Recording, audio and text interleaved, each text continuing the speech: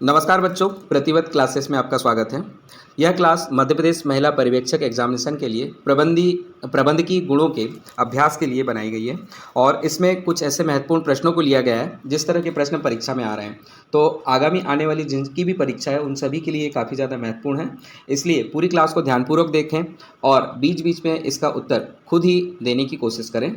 चलिए आरंभ करते हैं आज के पहले प्रश्न से।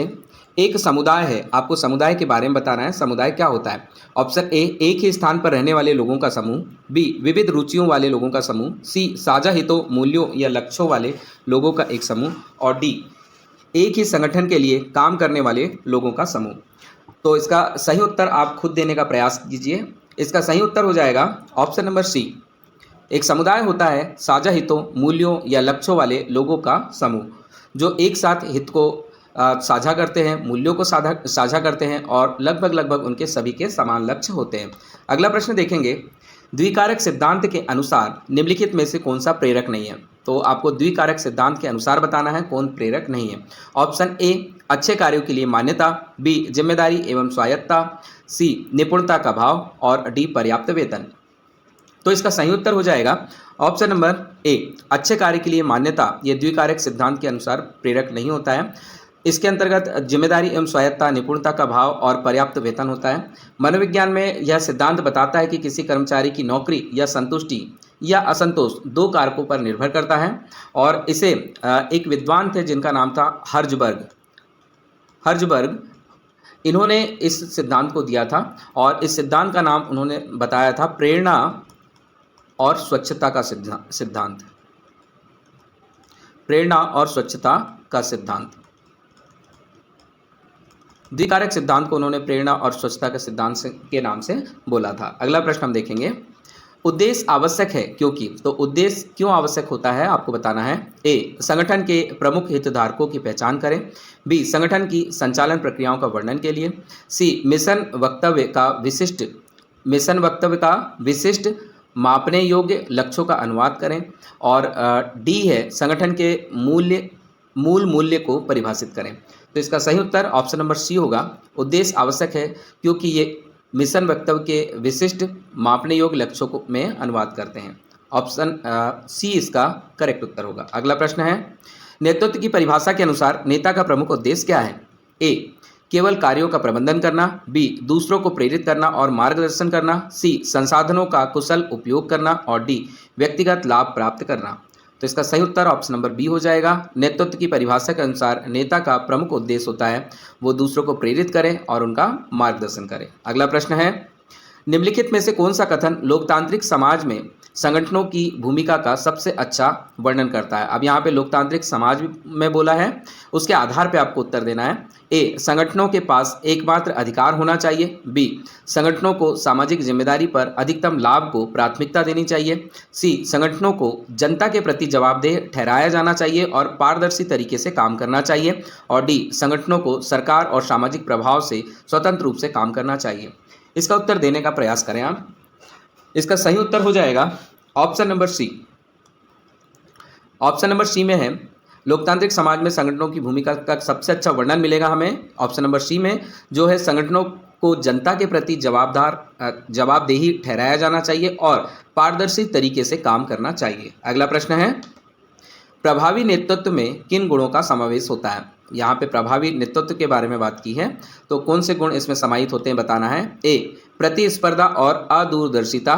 बी, ईमानदारी, सहानुभूति, लचीलापन और निर्णायकता। सी, आलोचना और अवमूल्यन। और डी, अनुशासन और कठोरता। तो इसका सही उत्तर ऑप्शन नंबर बी होगा। किसी भी प्रभावी नेतृत्व में ईमानदारी, सहानुभूति, लचीलापन और निर्णायकता का गुण होना चाहिए। अगला प्रश्न है, एक मिशन वक्तव्य वर्तमान केंद्रित है जबकि एक विजन वक्तव्य केंद्रित है। तो आपको बताना है विजन वक्तव्य जो होता है वो किस पर केंद्रित होता है। ए, नैतिक कोड और आचरण पर। बी, संगठन को वांछित भविष्य की स्थिति पर। सी, दिन प्रतिदिन के कार्यों पर। और डी, विशिष्ट लक्ष्यों पर। सही उत्तर इसका हो जाएगा ऑप्शन नंबर बी। एक मिशन वक्तव्य वर्तमान केंद्रित होता है जबकि एक विजन वक्तव्य केंद्रित होता है संगठन के वांछित भविष्य की स्थिति पर, और जो भविष्य की स्थिति पर इसलिए निर्भर होता है कि भविष्य की आकांक्षाओं और लक्ष्यों का निर्धारण कर सके। अगला प्रश्न है, संगठनात्मक लक्ष्यों का एक सुनिर्धारित सेट होना चाहिए। तो संगठनात्मक लक्ष्यों का सेट किस तरह से होना चाहिए आपको बताना है। ए, केवल अल्पकालिक लाभ पर ध्यान केंद्रित। बी, व्यक्तिगत कर्मचारियों द्वारा व्याख्या। सी, विशिष्ट, मापने योग्य, प्राप्त करने योग्य, प्रासंगिक और समयबद्ध। और डी, अस्पष्ट और आकांक्षी। इसका सही उत्तर होगा ऑप्शन नंबर सी, संगठनात्मक लक्ष्यों का सुनिर्धारित सेट होगा, उसमें विशिष्टता होगी, मापने योग्य होगा, प्राप्त करने योग्य होगा, प्रासंगिक और समयबद्ध होगा। अगला प्रश्न है, निम्नलिखित में से कौन सा प्रेरक सिद्धांत व्यक्तिगत आवश्यकताओं की भूमिका को अधिक सूक्ष्म तरीके से संबोधित करता है। ऑप्शन दिया है ए, प्रत्याशा सिद्धांत। बी, मास्लो की आवश्यकताओं का पदानुक्रम। सी, इक्विटी सिद्धांत। और डी, उपरोक्त सभी। यहाँ पे पूछा है कौन सा प्रेरक सिद्धांत, आपको सिद्धांत बताना है जो व्यक्तिगत आवश्यकताओं की भूमिका को अधिक सूक्ष्म तरीके से संबोधित करता है। तो ऐसा कौन है जो व्यक्तिगत आवश्यकताओं की भूमिका को अधिक अच्छे तरीके से या गहराई से बताता है। तो इसका सही उत्तर हो जाएगा ऑप्शन नंबर बी, मास्लो की आवश्यकताओं का सिद्धांत। मास्लो की आवश्यकता पदानुक्रम सिद्धांत जो होता है उसके अनुसार मानवीय आवश्यकताएं एक पदानुक्रम में व्यवस्थित होती हैं। सबसे पहले बुनियादी ज़रूरतों को पूरा करना चाहिए, उसके बाद में धीरे धीरे जैसे जैसे आवश्यकता होती है अन्य ज़रूरतों की पूर्ति की जानी चाहिए, और यही है मास्लो की आवश्यकताओं का पदानुक्रम। अगला प्रश्न है, अत्यधिक औपचारिकता से निम्न कमियां हो सकती है। आपको यहाँ बोला है ज़्यादा औपचारिकता से कौन सी कमियां हो सकती है। ए, परिवर्तन के लिए अनुकूलशीलता में वृद्धि। बी, तेजी से निर्णय लेना। सी, कर्मचारी मनोबल और प्रेरणा में कमी। डी, रचनात्मकता और नवीनता में वृद्धि। इसका सही उत्तर होगा ऑप्शन नंबर सी, अत्यधिक औपचारिकता से कर्मचारियों के मनोबल में और प्रेरणा में कमी आती है। अगला प्रश्न देखेंगे, निम्नलिखित संगठनों में आदेश की एकता विशेष रूप से महत्वपूर्ण है। ए, एक सपाट संगठनात्मक संरचना। बी, एक व्यक्ति द्वारा संगठन चलाया जा रहा है। सी, अपने अधीनस्थ कार्य करने वाले कर्मचारियों को शक्ति एवं जिम्मेदारी देना। और डी, एक पदानुक्रमित संरचना। तो इसमें बोला है कि संगठनों में आदेश की एकता विशेष रूप से महत्वपूर्ण होती है। क्यों होती है आपको बताना है। इसका सही उत्तर है ऑप्शन नंबर डी, आदेश की एकता महत्वपूर्ण है क्योंकि ये पदानुक्रमित संरचना है। आदेश की एकता यह प्रदान करती है कि एक कर्मचारी केवल एक पर्यवेक्षक के प्रति, कोई एक कर्मचारी है वो केवल एक पर्यवेक्षक के प्रति ही जवाबदेह रहेगा, और इसके बदले में यह जो अधिकारी है वो उसके ऊपर वाले सीनियर अधिकारी के प्रति जवाबदेह रहेगा। तो ये पदानुक्रम एक के बाद एक बनता जाएगा।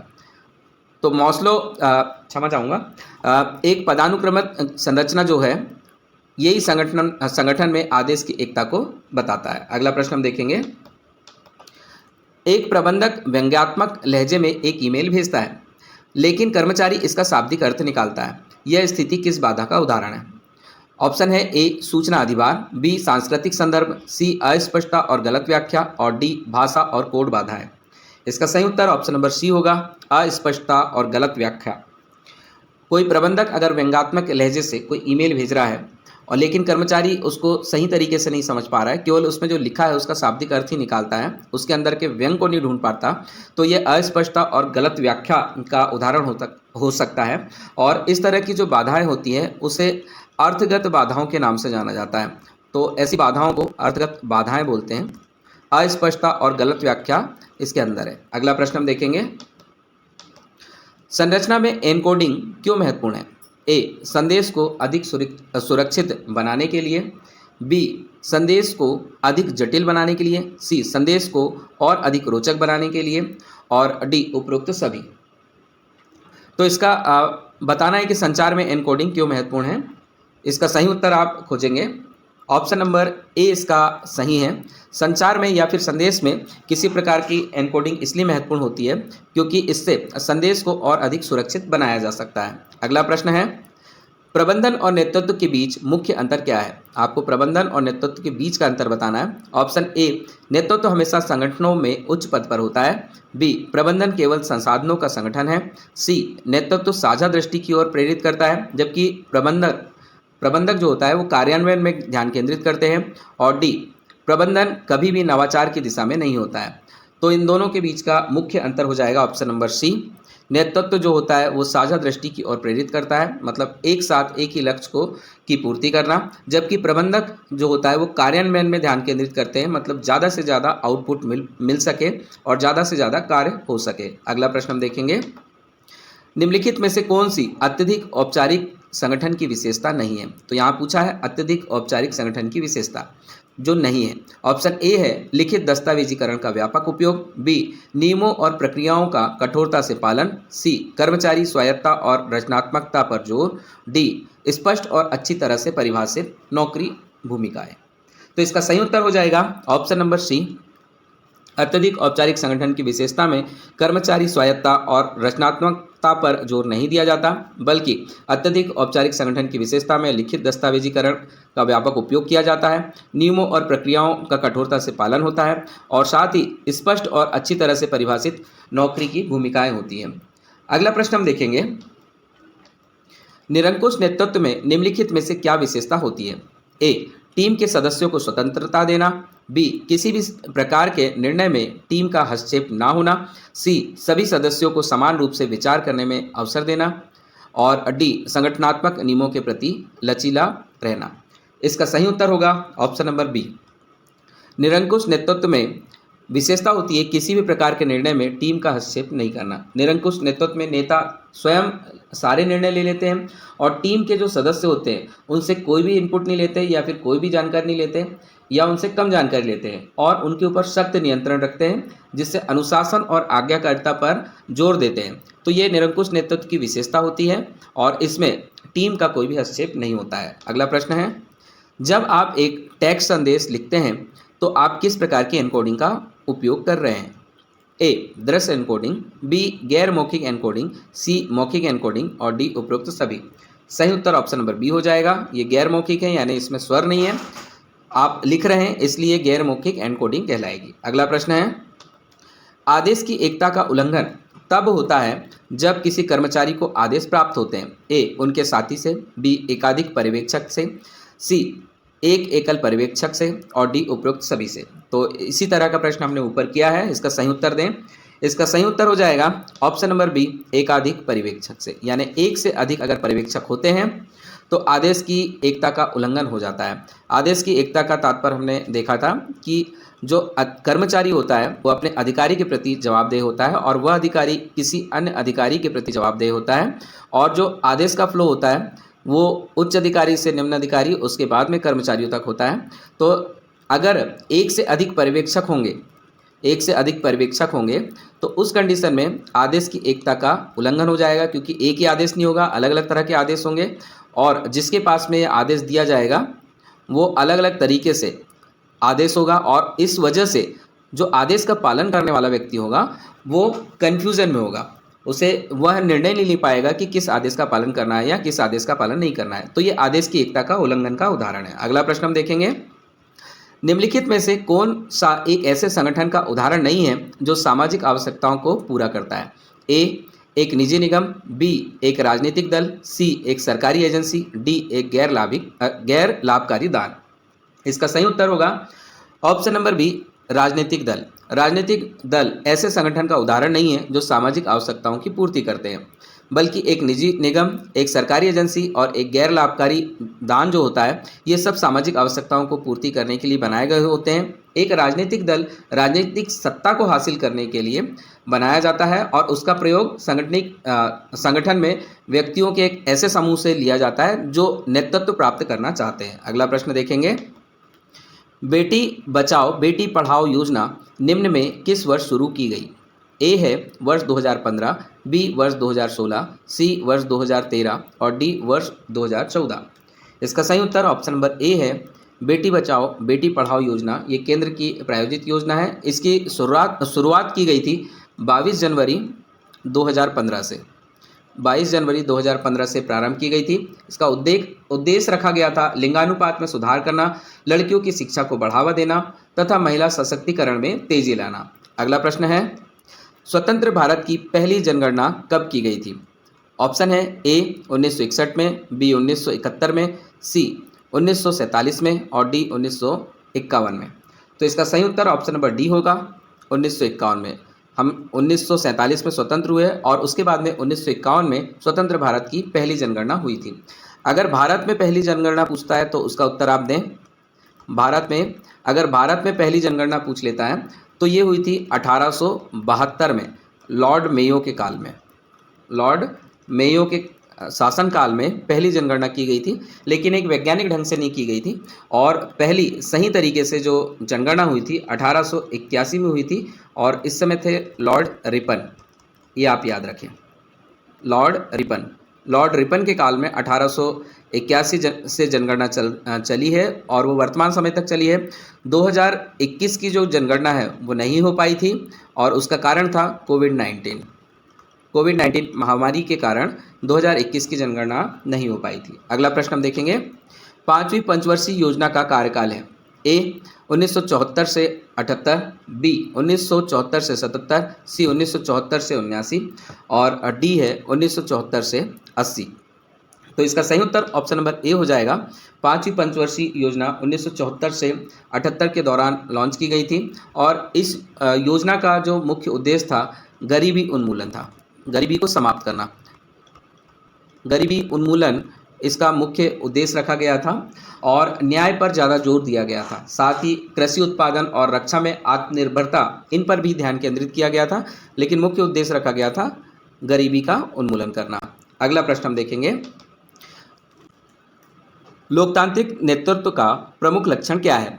ए केवल नेता के विचारों का आदान प्रदान, बी टीम के सदस्यों और नेताओं का समान योगदान, सी कार्यों का पूर्ण नियंत्रण हर समय होना, और डी व्यक्तिगत विचारों का नकारना। तो इसका सही उत्तर ऑप्शन नंबर बी होगा। ऑप्शन नंबर बी में है, टीम के सदस्यों और नेताओं का समान योगदान लोकतांत्रिक नेतृत्व का प्रमुख लक्षण होता है। लोकतांत्रिक नेतृत्व के लक्षण में सहभागी निर्णय प्रक्रिया को अपनाया जाता है, और सभी सदस्यों की राय को महत्व दिया जाता है, जहां नेता टीम के सदस्यों के निर्णय लेने की प्रक्रिया में शामिल करते हैं, और टीम के सदस्यों के विचारों को महत्ता देते हैं और उन्हें ध्यान से सुनते हैं। उसके बाद में कोई निर्णय लिया जाता है। अगला प्रश्न है, किसी संगठन संरचना में अलग अलग व्यावसायिक इकाइयां अथवा विभाग शामिल होते हैं। ए कार्यात्मक संरचना, बी प्रभागी संरचना, सी दोनों ए और बी, और डी इनमें से कोई नहीं। तो आपको बताना है किस संगठन संरचना में अलग अलग व्यावसायिक इकाइयां अथवा विभाग शामिल होते हैं। सही उत्तर ऑप्शन नंबर बी हो जाएगा। दोनों ही प्रकार, मतलब कार्यात्मक संरचना और प्रभागी संरचना वाले जो संगठन होते हैं उसमें अलग अलग व्यावसायिक इकाइयां अथवा विभाग को शामिल किया जाता है। अगला प्रश्न है, संस्कृति के संबंध में निम्न कौन सा संदर्भ गलत है। तो संस्कृति के बारे में कौन सी बात गलत है बताना है। ए यह मानसिक संतुष्टि प्रदान करती है, बी यह ग्रहण की जा सकती है, सी संस्कृति से मानसिक अलगाव उत्पन्न होता है, और डी यह अमूर्त होती है। तो इसका सही उत्तर है option number C. Option number C में आ जाएगा, संस्कृति से मानसिक अलगाव उत्पन्न होता है। यह संदर्भ जो है वो गलत है। इसके अतिरिक्त यह मानसिक संतुष्टि प्रदान करती है, यह ग्रहण की जा सकती है, और यह अमूर्त होती है। अगला प्रश्न है, सेवक नेतृत्व मुख्यतः किस विषय पर केंद्रित होता है। ए व्यक्तिगत लाभ, बी समुदाय की भलाई, सी नियमों का पालन, और डी दक्षता में वृद्धि। सही उत्तर ऑप्शन नंबर बी हो जाएगा, समुदाय की भलाई।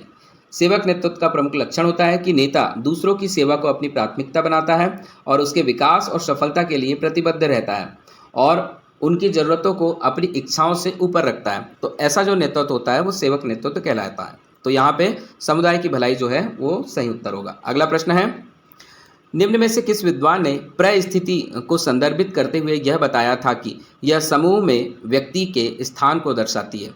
ए प्रोग्रीन, बी किम्बल यंग, सी एलियट व मेरिल, डी आगबर्न और निमकाफ। तो इसका सही उत्तर हो जाएगा ऑप्शन नंबर डी, आगबर्न और निमकाफ। इन्होंने बताया था कि परिस्थिति को संदर्भित करते हुए कहा था कि यह यानी कि परिस्थिति समूह में व्यक्ति के स्थान को दर्शाती है। अब परिस्थिति की बात कर लेते हैं, परिस्थिति क्या है। तो परिस्थिति जो होती है वह किसी व्यक्ति के सामाजिक समूह या संगठन में उसकी स्थिति या स्थान को बताती है, और व्यक्ति के स्थान या स्थिति के रूप में परिभाषित इसे किया जाता है, जो व्यक्ति के सामाजिक संबंध और भूमिकाओं को दर्शाता है। तो व्यक्ति की परिस्थिति जितनी ज़्यादा मजबूत रहेगी वो सामाजिक रूप से उतना ज़्यादा ऊंचे स्थान पे होता है, और उसकी वैल्यू उतनी ज़्यादा होती है। यह बोला था आगबर्न और निमकाफ ने। अगला प्रश्न है, लाडली लक्ष्मी योजना निम्न किस उद्देश्य से शुरू की गई थी। ए लिंगानुपात में सुधार करने हेतु, बी बालिका शिक्षा को बढ़ावा देने हेतु, सी ए और बी दोनों, और डी इनमें से कोई नहीं। तो आप सभी जानते हैं लाडली लक्ष्मी योजना जो है वो मध्य प्रदेश की योजना है, जो 2007 में आरंभ हुई थी। इसके आधार पर आप उत्तर दीजिए। सही उत्तर हो जाएगा इसका ऑप्शन नंबर सी, ए और बी दोनों, लिंगानुपात में सुधार करने और बालिका शिक्षा को बढ़ावा देने हेतु। तो 2007 में मुख्यमंत्री श्री शिवराज सिंह चौहान जी ने इस लाडली लक्ष्मी योजना को प्रारंभ किया था। इसमें बालिका जन्म के प्रति सकारात्मक सोच, लिंगानुपात में सुधार, शैक्षणिक स्तर, उनके स्वास्थ्य तथा उनके अच्छे भविष्य की आधारशिला के उद्देश्य से यह योजना लाई गई थी। और इसमें पात्रता भी आप याद रखें, तो इसमें पात्रता रखी गई थी 2007 में तो आई थी, लेकिन पात्रता प्रारंभ की गई थी 1 जनवरी 2006 के बाद। जिस बालिका का भी जन्म होता है और उनके माता पिता अगर परिवार नियोजन को अपनाते हैं तो इसके लिए पात्र होते हैं। अगला प्रश्न है, प्रोजेक्ट शक्तिमान मध्य प्रदेश के निम्न किस जिले से शुरू किया गया? Option A Bhopal, B Jabalpur, C Indore, D Hoshangabad. सही उत्तर ऑप्शन नंबर डी हो जाएगा, होशंगाबाद।